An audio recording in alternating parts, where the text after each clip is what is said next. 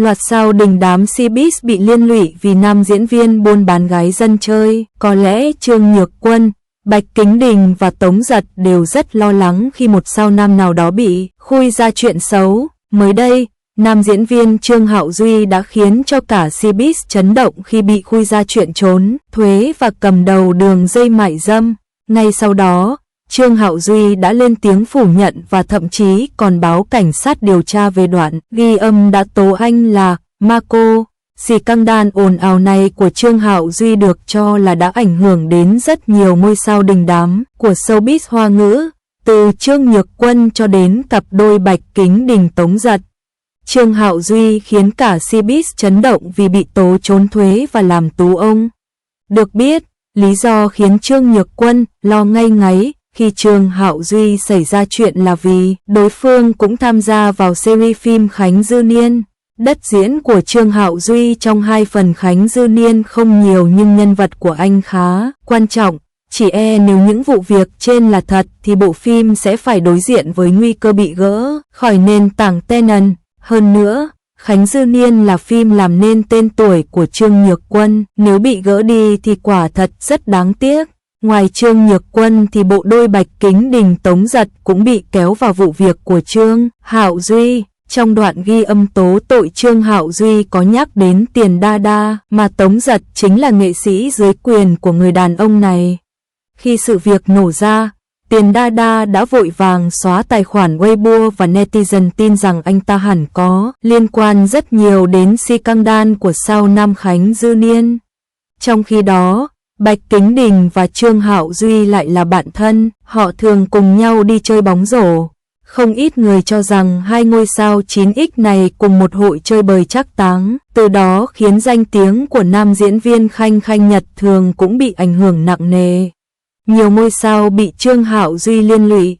Tất nhiên, những ngôi sao bị Trương Hạo Duy liên lụy còn có đàn kiện Thứ Vương Sở Nhiên và Đàm Tùng Vận Trịnh Nghiệp Thành. Vốn dĩ Trương Hạo Duy là nam phụ tham gia 2 dự án phim Tình Yêu Có Pháo Hoa và Thục Cẩm Nhân ra do 2 cặp sao trên đóng chính. Hiện vụ việc của Trương Hạo Duy đang bị điều tra nên Tình Yêu Có Pháo Hoa và Thục Cẩm Nhân ra rất khó để lên sóng được trong khoảng thời gian này.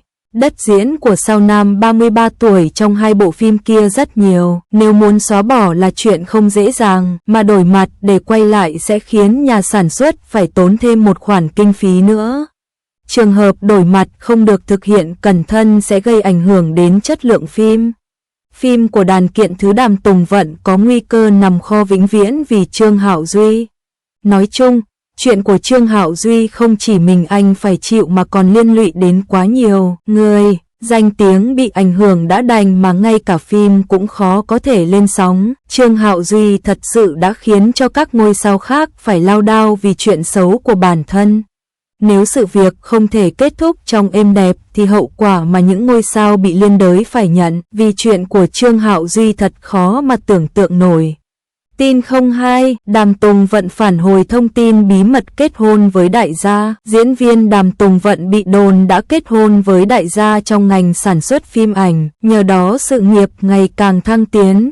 Ngày 6 tháng 4, Sina đưa tin Đàm Tùng Vận bị cho là đã bí mật kết hôn với một doanh nhân tên Vương Tư Minh, và nhờ sự giúp đỡ từ người này, sự nghiệp của sao nữ cẩm y Chi Hạ mới ngày một thành công. Tuy nhiên, phía Đàm Tùng Vận phủ nhận, cô Đàm Tùng Vận hiện chưa kết hôn và còn độc thân. Thông tin được lan truyền trên mạng xã hội là giả, công ty đại diện khẳng định. Theo Sina, trước đó, thông tin Đàm Tùng Vận bí mật lập gia đình khiến người hâm mộ hoang mang vì tên tuổi của người đàn ông và các dẫn chứng được đưa ra rất chi tiết. Đối tượng được nhắc tới cùng Đàm Tùng Vận là doanh nhân Vương Tư Minh, sinh năm 1989, chủ tịch một công ty đầu tư, sản xuất phim ảnh tại Thượng Hải. Ngoài ra, Vương Tư Minh còn giữ vai trò tổng giám đốc của tập đoàn Vạn Đạt, đơn vị phát hành phim lớn bậc nhất tại Trung Quốc, sở hữu hàng trăm rạp chiếu. Vương Tư Minh là người nổi tiếng trong giới sản xuất phim, từng làm về truyền thông, là người đại diện nghệ sĩ, có vai vế trong ngành. Ông từng hợp tác với Dương Mịch, Đường Yên, Lưu Thi Thi, thậm chí bị nghi là đại gia đứng sau lưng họ. Thế nhưng Vương Tư Minh cho biết giữa ông và các minh tinh chỉ có quan hệ hợp tác công việc. Sohu cho biết thêm trong những năm đầu sự nghiệp, Đàm Tùng Vận khá lận đận.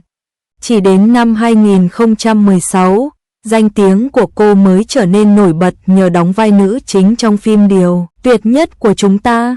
Cũng trong năm 2016, tập đoàn Vạn Đạt đầu tư 200 triệu NDT vào công ty sản xuất phim ảnh Hoa Sách. Do đó, khán giả cho rằng Vương Tư Minh đứng phía sau hỗ trợ cho sự nghiệp của Đàm Tùng Vận.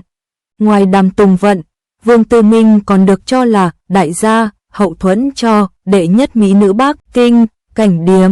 Đàm Tùng Vận sinh năm 1990, là một trong những nghệ sĩ nữ hiếm hoi không vướng scandal đời tư và được yêu mến tại Trung Quốc nhờ tính cách hiền lành, chăm chỉ đóng phim.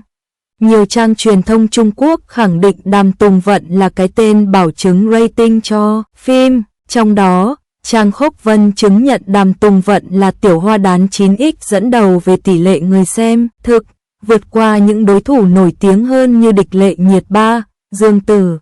Trong sự nghiệp, Đàm Tùng Vận liên tiếp có các phim gây tiếng vang như Điều Tuyệt Nhất Của Chúng Ta, 2016, Mùa Hè Của Hồ Ly, 2017, Cẩm Y Chi Hạ, 2020, Cẩm Tâm Tượng Ngọc, 2021. Những dự án này đều có rating cao, lượng người xem thuộc top đầu trong năm.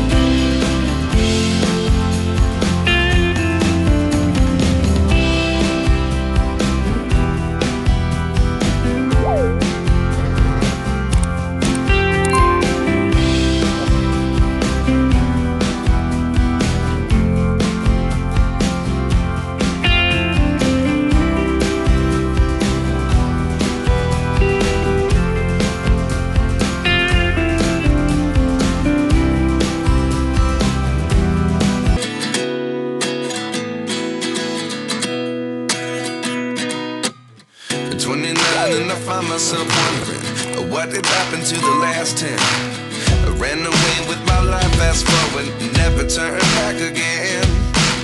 It's kind of funny that the more we pass time, the more we need to set them rewind. And 19 was the year I had to leave you, but now I'm seeing all the signs. Is this really happening? I can't believe it's true. I'm just as surprised as you. Is this really happening?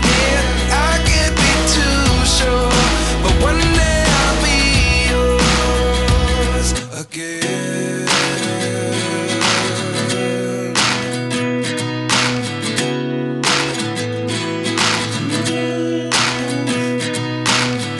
Life lessons come one in a dozen.